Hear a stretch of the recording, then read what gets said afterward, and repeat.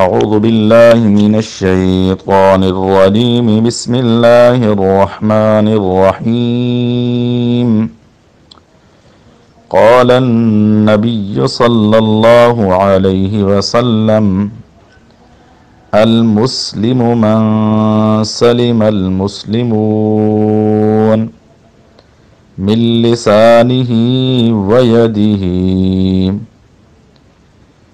المسلم من سلم المسلمون من لسانه ويده۔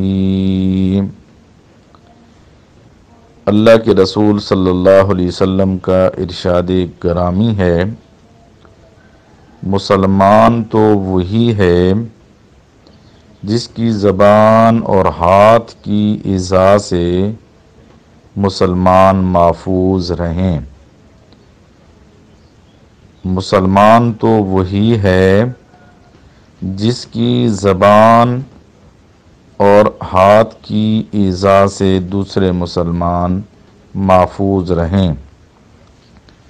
اس حدیث پاک کے اندر اللہ کے رسول صلی اللہ علیہ وسلم ارشاد فرما رہے ہیں کہ مسلمان کسی کو نہ اپنی زبان سے کوئی تکلیف دیتا ہے اور نہ اپنے ہاتھ کے ساتھ کسی کو کوئی تکلیف دیتا ہے، یعنی زبان کے ذریعے سے نہ کسی کو گالی دیتا ہے، نہ کسی کو برا بھلا کہتا ہے، نہ کسی کی غیبت کرتا ہے، نہ کسی کو تانا دیتا ہے، اور نہ ہی مسلمان کسی کو زبان کے ذریعے سے اپنے الفاظ کے ذریعے سے کسی کو تکلیف دیتا ہے۔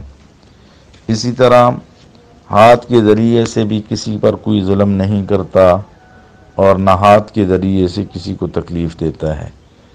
یعنی مسلمان وہ ہے کہ جو کسی کو نہ ایذا دیتا ہے، نہ تکلیف پہنچاتا ہے، نہ اس پر ظلم کرتا ہے۔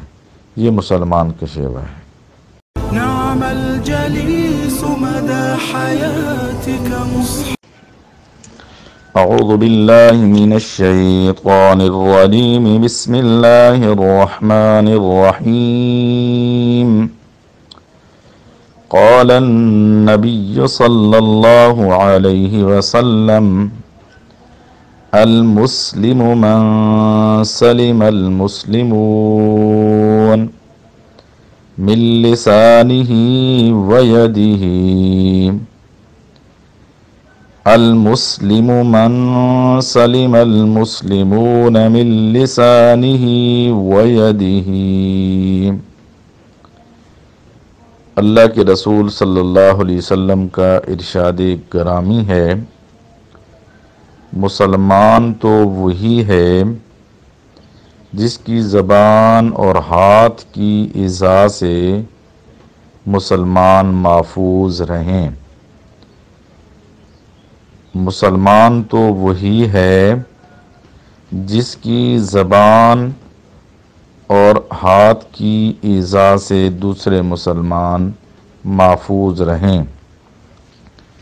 اس حدیث پاک کے اندر اللہ کے رسول صلی اللہ علیہ وسلم ارشاد فرما رہے ہیں کہ مسلمان کسی کو نہ اپنی زبان سے کوئی تکلیف دیتا ہے اور نہ اپنے ہاتھ کے ساتھ کسی کو کوئی تکلیف دیتا ہے، یعنی زبان کے ذریعے سے نہ کسی کو گالی دیتا ہے، نہ کسی کو برا بھلا کہتا ہے، نہ کسی کی غیبت کرتا ہے، نہ کسی کو تانا دیتا ہے، اور نہ ہی مسلمان کسی کو زبان کے ذریعے سے اپنے الفاظ کے ذریعے سے کسی کو تکلیف دیتا ہے۔ اسی طرح ہاتھ کے ذریعے سے بھی کسی پر کوئی ظلم نہیں کرتا اور نہ ہاتھ کے ذریعے سے کسی کو تکلیف دیتا ہے۔ یعنی مسلمان وہ ہے کہ جو کسی کو نہ ایذا دیتا ہے، نہ تکلیف پہنچاتا ہے، نہ اس پر ظلم کرتا ہے۔ یہ مسلمان کا شیوہ ہے۔ نعم الجلیس مدى حیاتک نعم الجلیس مدى حیاتک